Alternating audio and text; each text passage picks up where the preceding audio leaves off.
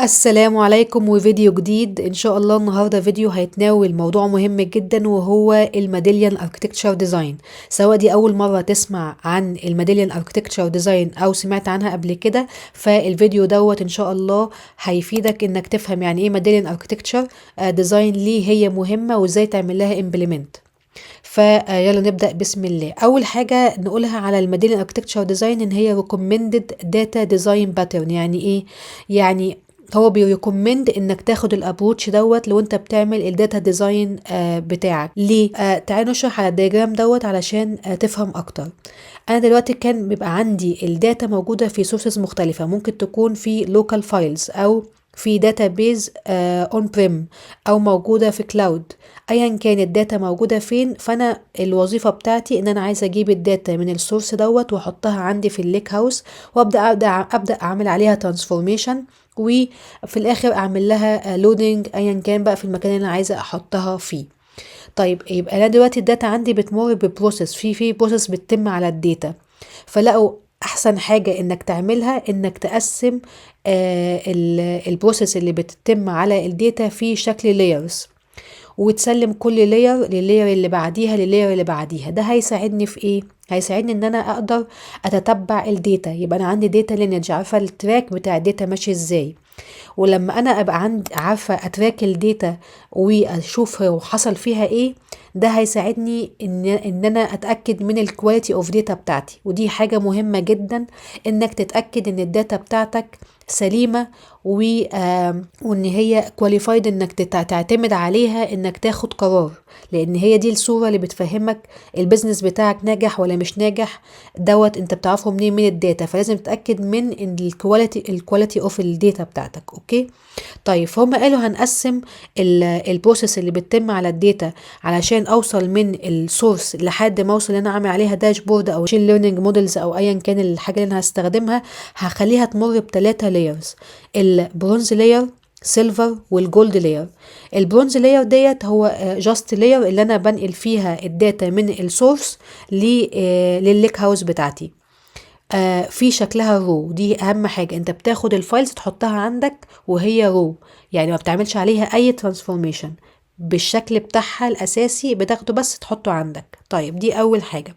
تاني حاجة في السيلفر ده، وانت بتفاليديت الداتا. بمعنى ايه؟ تتأكد مثلا مفيش نالز، مفيش دوبليكيشن، يعني بتتأكد من الكواليتي اوف الداتا. ده كده اللاير التانية. اللاير التالتة انت تبدأ تعمل او بتظبط الداتا ان هي تبقاش في شكل النيد بتاع البيزنس. يعني تقسم مثلا لو انت عايز بقى تعمل فاكت تيبلز دايمنشن، يبقى انت في الخطوة دي انت بتظبط الداتا في شكلها النهائي علشان تقدر تستخدمها في داشبورد او تقدر تستخدمها انك تعمل مودلز لو انت داتا ساينتست او ايا كان. طيب هل هم 3 لايرز بس؟ يعني انا محكوم ان انا امشي بتلاته لايرز بس اللي هو البرونز والسيلفر والجولد؟ لا، انت ممكن يكون ليك التكنيك بتاعك، ممكن تزود لاير قبل البرونز، وفي ممكن تخلي فيه لاير بين السيلفر والجولد وهو البلاتينيوم. دوت يعني دي حاجة ترجع لك على حسب اليوز كيس بتاعتك. بس التفكير زي ما احنا قلنا اللي هو بتقسم البروسيس بتاعة الداتا في شكل لايرز، وكل لاير بيسلم اللاير اللي بعده. ده كده باختصار الميداليان اركتكتشر ديزاين، وليها اسم تاني اسمها المالتي هوب اركتكتشر. ده كده باختصار الحتة دي. طيب تعالوا بقى نشتغل بشكل عملي.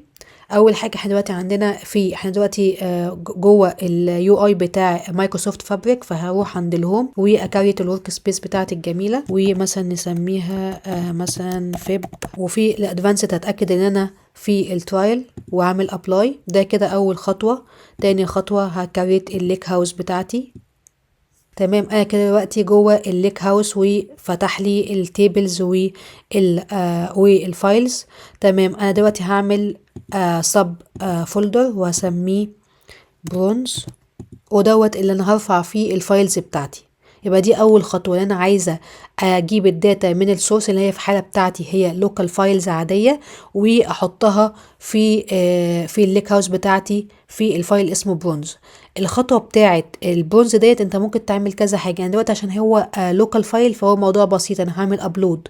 لكن هو ممكن يكون الخطوه ديت هي ممكن السورس بتاعي يكون الداتا بتاعتي في سورس ممكن يكون شكله مثلا كلاود، فانا هعمل انجست باستخدام بايب لاين او نوت بوك هتقرا من مكان معين، او ليك هاوس تانية، او ايا كان السيناريوز كتيره جدا. تمام. انا في الخطوه بتاعتي بسيطه، ان انا هعمل ابلود للفايلز بتاعتي. هما 3 فايلز على حسب السنين 2019 و2020 و2021. هم ده ايه، ده الفايلز بتاعي. تعالوا نبص عليه. زي ما احنا شايفين هو هنا داتا على طول، مفيش هيدر، يعني مفيش الكولومز ملهاش اسامي. طيب ده كده اول خطوة. طيب تاني خطوة، احنا كده يعتبر خلصنا اول ستيج اللي هي البرونز. وزي ما احنا قلنا هي بسيطة عشان انا عندي لوكال فايل فجاست عملتها ابلود. لكن في الحياة الواقعية انت السورس بتاعك ممكن يكون في حتت كتيرة جدا، هتقدر ممكن تستخدم الداتا فلو، او تستخدم نوت بوك، او تستخدم بايب لاين علشان تعمل انجست للداتا بتاعتك. تمام. الخطوة اللي بعديها ايه، احنا عايزين نعمل اللي هو في السيلفر لاير، اللي احنا عايزين نفاليديت الداتا. مثلا لو في نل نحط ايه، لو انا عايزه ازود كولوم، عايزه اعمل فلاج، وهكذا. فهنعملها من خلال ايه، من خلال نوت بوك. فهاجي هنا اهوت ونكريت نوت بوك مثلا نسميها. تمام. احنا كده عندنا النوت بوك بتاعتنا. اول خطوه انا عايزه اريد الداتا بتاعتي. اول حاجه احنا عايزين نريد الداتا بتاعتي، عشان اعمل لها ريد احنا زي ما شفنا ان الفايل بتاعنا ما كانش فيه هيدر، فانا عايزه احضر الهيدر بتاعي. فبعمل ايه، بعمل السكيما بايدي، بعمل حاجه اسمها struct type، والحته دي هتلاقيها برضو موجوده في داتابريكس. عشان كده بقول الكورس دوت مفيد، ان هو هي نفس الكونسبت هتلاقيه موجود مستخدم في تولز كتيرة، بس هي بتختلف في اختلافات بسيطة جدا، بس هو نفس الايه، نفس الكونسبت. فانا عملت struct type وحطيت فيه اسامي الكولومز بتاعتي. انا كده بحضر السكيما بتاعتي، ده بكريت السكيما وببدا اقرا بقى، بحضر الداتا فريم، بقول سبارك دوت ريد دوت الفورمات بتاعت الفايلز بتاعتي اللي هي CSV، ودوت اوبشن هيدر، والهيدر فولس لان مفيش هيدر. عشان كده بقول له خد السكيما بتاعتك، هتلاقيها هنا اهوت اللي هي اسمها اوردر سكيما، اللي هو اوردر سكيما. وبعد كده بعمل دوت لود وبحط اسم الايه، اسم الباث بتاعي. شفت سوري، بحط الباث بتاعي. هنا هاد هنا هو مش شايف، هو هنا في النوت بوك انا عايزه اقول له اشتغل على الداتا دي. هشوفها ازاي، هقول له اد داتا ايتمز واكزيست داتا سورس سيلز ليك هاوس اللي احنا عملنا لها كرييشن، هنلاقيه جابها لي بالفايلز بتاعتي. طيب اجي هنا اهوت بس وقايله كوبي باث فور سبارك، لان احنا دلوقتي خلاص بنكتب باي سبارك، وهعمل كده وبعدين اقول له خد اي فايل دوت CSV. تمام. وبعد كده بعمل ديسبلاي لاول 10. تمام. زي ما احنا شايفين دلوقتي حط الداتا بالشكل بتاعي، حط السكيما اللي انا عملت لها كرييشن، وشكل التيبل بقى كويس. طيب الخطوه اللي بعديها المفروض هعمل ايه ديها، انا هبدا اظبط الداتا بتاعتي. بمعنى ايه، عايزه ازود كولوم، او ان انا اعالج مثلا نل او دوبليكيت، اعمله ازاي. فطبعا with كولوم في باي سبارك ان انا بستخدمها لما بكون عايزه اد كولوم. تمام. او اعمل ابديت على كولوم معين. فمثلا هسمي كولوم اسمه فايل نيم، واحط فيه الانبوت فايل نيم، وهعمل حاجه تانية اسمها is flagged، ودوت هستخدم فيها كونديشن اللي هو when الاوردر ديت اصغر من التاريخ دوت يبقى true، otherwise هتحطه بفولس. طيب وكولوم تاني كريتد تايم ستامب اللي هي TS، واحط فيها الكرنت تايم ستامب، يبقى هو ده اتحصل كرييشن في التايم ستامب ده. والموديفايد نفس الموضوع. لو انا عندي كاستمر نيم والفاليو بتاعتي جات لي بنل، فانا عايزه ما اخليهاش شكلها نل كده، عايزه احط كلمه unknown. فانا بقول له لو لقيت الكاستمر نيم بتاعك بنل او جايلك كده فاضي، يعني حط حط كلمة unknown. غير كده طبعا خلي الكاستمر نيم زي ما هو. تمام كده ايه اول حاجة عملناها. طيب انا كده ظبطت الداتا فريم اللي انا عايزاها، بس انا دلوقتي عايزه الكلام دوت يتحط في تيبل عشان يبقى ده السيلفر تيبل بتاعي. طيب هعملها ازاي؟ هنستخدم اول حاجه from by spark.sql.types وهامبورت كله عشان احدد التايبس بتاعه الكولومز بتاعتي، وهامبورت كمان الدلتا تيبل. ده دلوقتي احنا ايه؟ بنديفاين السكيما بتاعت السيلز سيلفر تيبل. اوكي، فاول حاجه بقول الدلتا تيبل دوت create if not exist والسيشن بتاعت السبارك، وبقول التيبل بتاعي هيبقى اسمه سيلز، احنا مسمين سيلز ليك هاوس. ماشي، دي بس هعدلها سيلز ليك هاوس اللي هو السكيما اللي هو الليك هاوس بتاعتي، وهسمي التيبل بتاعي سيلز سيلفر. اوكي، وهنا بقى هادي الكولومز بالاسامي بتاعتها، تمام، اللي هم اوريدي عندي. كده انا عملت ايه؟ انا عملت تيبل فاضي، ده كده حضرنا السكيما بتاعت التيبل، وبعد في الاخر بدوس دوت اكسكيوت. تمام كده، هو التيبل السكيما بتاعته خلاص كده اتكريتد. بمعنى ايه؟ انا دلوقتي بقى عندي هيكل تيبل فاضي.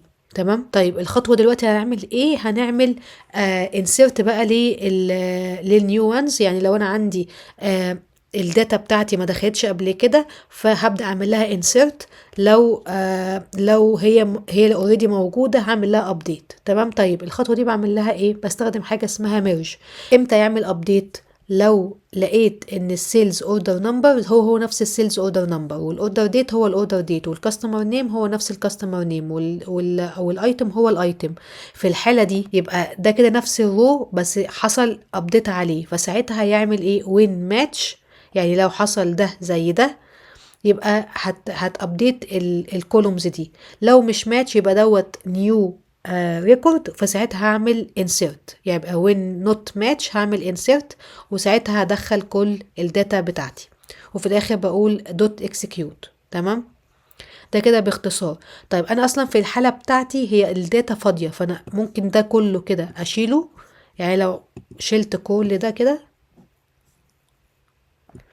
وخليته فاضي برضه هتبقى صح. ليه؟ لان هي اصلا اوريدي الداتا التيبل عندي فاضي، فانا اصلا هو على طول مش هيبقى نوت هيبقى على طول هحقق الكونديشن ده اللي هو نوت ماتش انسيرت بس، وبعد كده نعمل رن. تمام كده خلاص السبارك جوبز خلاص اوريدي سكسيدد. طيب يبقى الخطوه اللي بعديها هعمل ايه؟ انا دلوقتي منتظره ايه؟ منتظره يكون عندي تيبل اسمه سيلز سيلفر وهدخل الاقي فيه داتا. طيب انا هشوفها ازاي لو انا عايزه اعمل كويري بقى اس كيو ال والكلام الجميل بتاعنا؟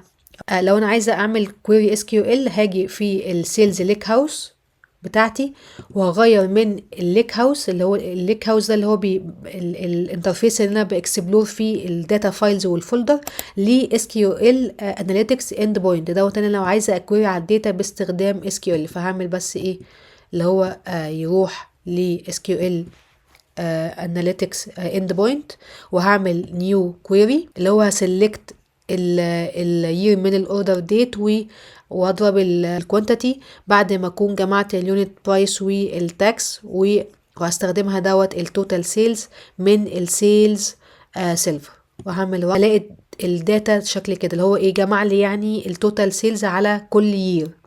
وانا زي ما احنا عندنا 3 فايلات اللي هو 2019 2020 2021، فهو عمل لي الاجريجيشن ده. فانا كده اتاكدت ان الداتا خلاص كده تمام، وفعلا السيلز سيلفر موجود. لو انا حتى عايزه اشوف شكله اصلا عامل ازاي،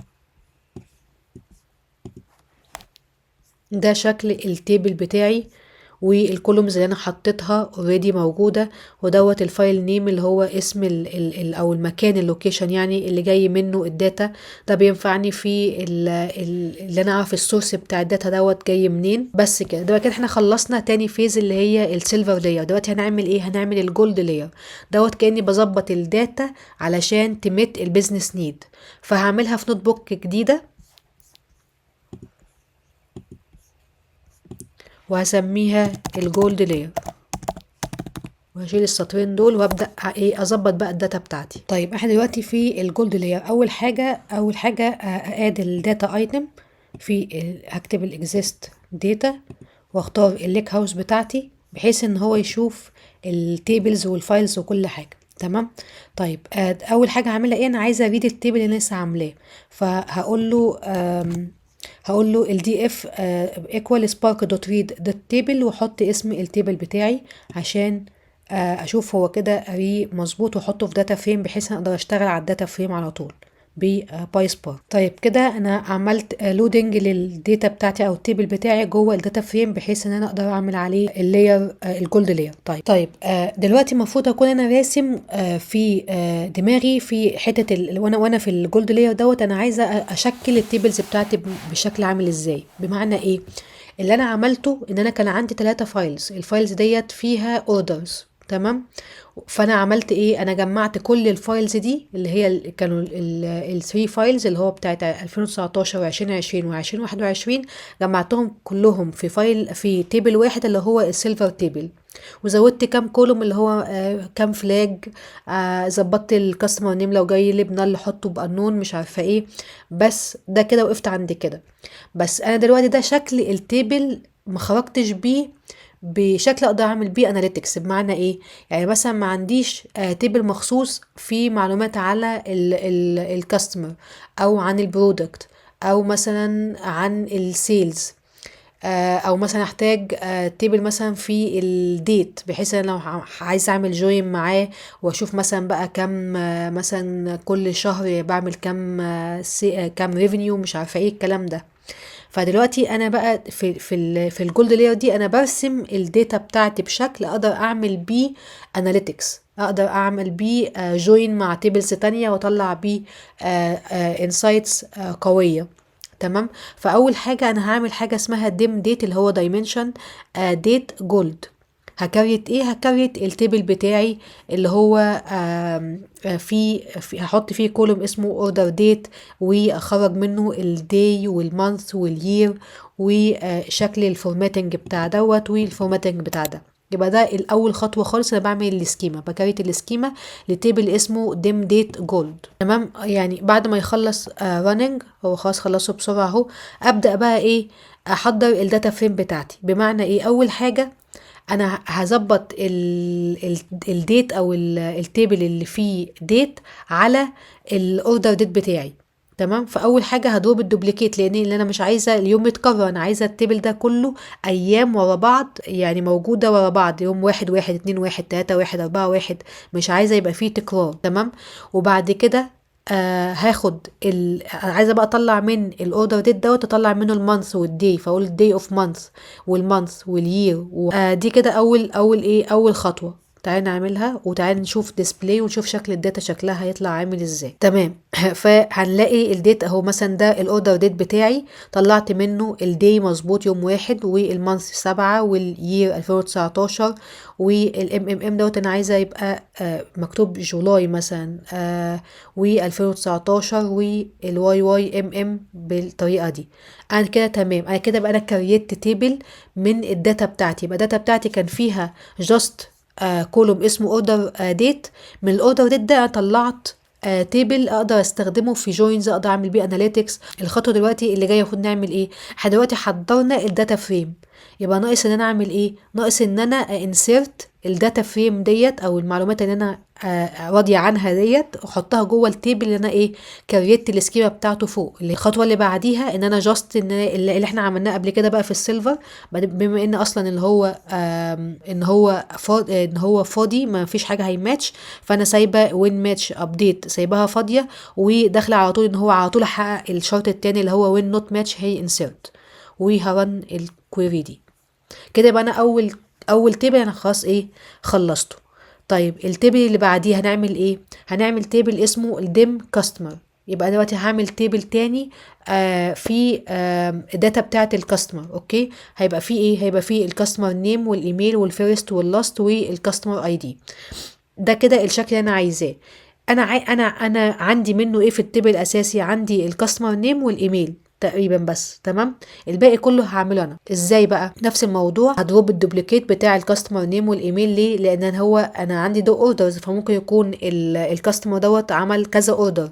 بس التيبل بتاع الاساسي دلوقتي انا مش عايزه غير الكاستمر يتكرر مره واحده بس. فانا اول خطوه هعمل دروب دوبليكيت للكاستمر نيم والايميل، بحيث ان يبقى عندي هو كاستمر نيم واحد وايميل واحد. ده كده اول خطوة. تاني خطوة هعمل تو كولومز اللي هو فيرست ولاست، اللي انا هسبلت الكاستمر نيم واجيب اول ايتم فيه يبقى ده الفيرست، وتاني ايتم فيه يبقى ده اللاست. يبقى انا دلوقتي طلعت تاني وتالت معلومه من الكولوم بتاعي. فالشكل اهو، ده الكاستمر نيم، ده الايميل بتاعه، خد اول واحد ده الفيرست، وتاني واحد يبقى ده اللاست. كده ناقص لي ايه؟ ناقص لي الكاستمر اي دي. انا هستخدم فانكشن اسمها مونوتونيكلي انكريز اي دي. دي هستخدمها علشان تكريت الاي دي للكاستمر بتاعي. تعالوا نرنها عشان نشوف الشكل. يبقى دلوقتي كان عندي فايل ما فيهوش غير كاستمر اي دي وايميل. انا دلوقتي عملت تيبل اسمه كاستمرز في الداتا بتاعت الكاستمر، ممكن استفيد منها ان انا ابقى ايه، احدد حاجات تانية. تمام.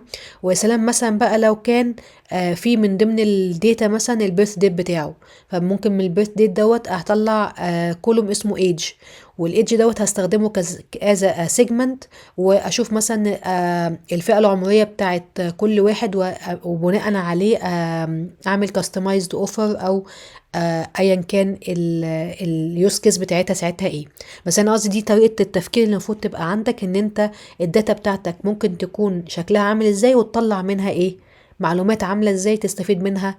حاجه زي مثلا قلت لك كده، هو اللي هو البيرث ديت تعمل بيه ايدج، الايدج تعمل بيه سيجمنتيشن، السيجمنتيشن ده تستخدمه انك تعمل اوفر كوستمايزد على الايدج. فمثلا لو عندك ولد شاب مثلا عنده 15 16 سنه، ده هتعمل له اوفر غير لما يكون العمر بتاع واحد عنده 60 70 سنه. فما ينفعش واحد عنده 60 و70 سنه وابعت له اوفر مثلا مثلا خد تيكت لدريم بارك، هو دلوقتي مش انترستد خالص. لكن ممكن يكون انترستد مثلا بحاجه تانية، لو مثلا حاجه هيلث كير، او مثلا تاخد مثلا فاوتشر ب 100 مثلا جنيه لاي سوبر ماركت، مش عارفه ايه، ايا كان. ده يعني قصدي طريقه التفكير اللي انت تبقى عندك. طيب الخطوه بقى اللي بعديها، طبعا احنا عايزين نعمل ادنج للداتا فريم بتاعتي جوه التيبل بتاعي. فانا همشي بقى بسرعه، هي نفس الفكره. دلوقتي هعمل سكيما لبرودكت تيبل، فهعمل لها رن. طيب برضو عايزه اعمل تيبل للبرودكت، فبرضو نفس الخطوه. انا هعمل ايه، هدروب الدوبليكيت عشان يبقى عندي ايتم واحد بس، واطلع منه معلومتين، اللي هو الايتم نيم والايتم انفو.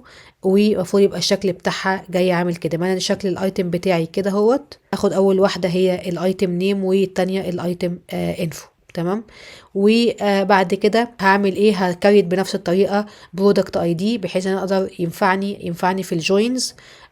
في هكريت البرودكت اي دي زي ما عملت الكاستمر اي دي. وبالطريقه ديت خلاص يبقى انا كريت الايتم اي دي. انا بقى ناقص ان انا ايه، اعمل انسيرت للداتا فريم ديت جوه التيبل بتاع البرودكت. تمام. نفس الموضوع هعمله في السيلز بقى. عندي الكاستمر اي دي اللي انا كريته من اللي لسه عامله له كرييشن، والايتم اي دي اللي لسه عامله برضو كرييشن، والاوردر ديت ده موجود في الفايل بتاعي عادي، والكوانتيتي واليونت برايس والتاكس. طب انا ليه زودت الكاستمر اي دي والايتم؟ عشان لو انا حبيت بعد كده اعمل جوين مع التيبل الكاستمر او تيبل البرودكت، اقدر اعمل جوين باستخدام الكاستمر اي دي او الايتم اي دي. تمام. يا رب يكون الكلام بتاعي واضح بالنسبة لكم. ولو احتجتم اي شرح لاي حاجة تانية، ممكن تكتبوا لي في الكومنتس، بحيث ابقى عارفة الحتة ديت ممكن فيها جاب اقدر اشرحها لكم، ويبقى الفهم بتاعكم احسن. تمام. بنفس الطريقة هنريد بس التو تيبلز، اللي هو ديم كاستمر جولد وديم برودكت جولد، بحيث انا ممكن استخدمهم في